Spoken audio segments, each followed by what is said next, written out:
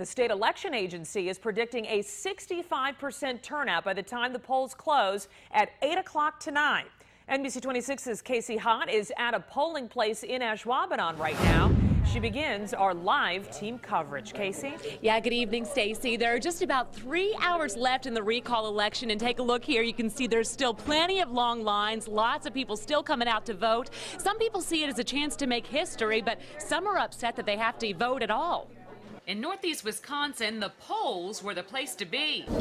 In Appleton, voters braved lines to make their voices heard. It's the first time in a long time I had to stand in line to vote for a non-presidential election. It was surprising that there was a long line. It's been busy all day. We've had lines outside for the first 2 hours after we opened the polls. Poll workers say the lines were similar to those they see during presidential elections. At least that busy, if not more. It's almost like Wisconsin's own presidential election. In De Pere, poll workers say they were prepared for the crowds. We kind of had a feeling that this might happen, and so you try to prepare ahead if you can.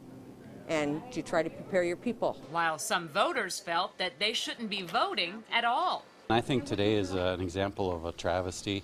I think we've already have an election process.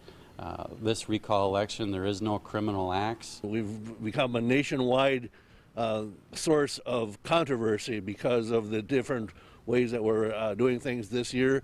And I hope that somebody learns something from it. Volunteers in Ashwaubenon say it's the busiest they've seen the polls in years. It's been very busy here today.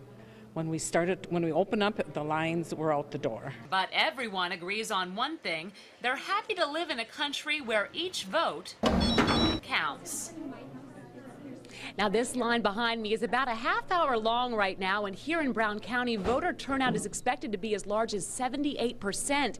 Poll workers also tell me they've seen an incredibly large amount of people registering for the very first time today.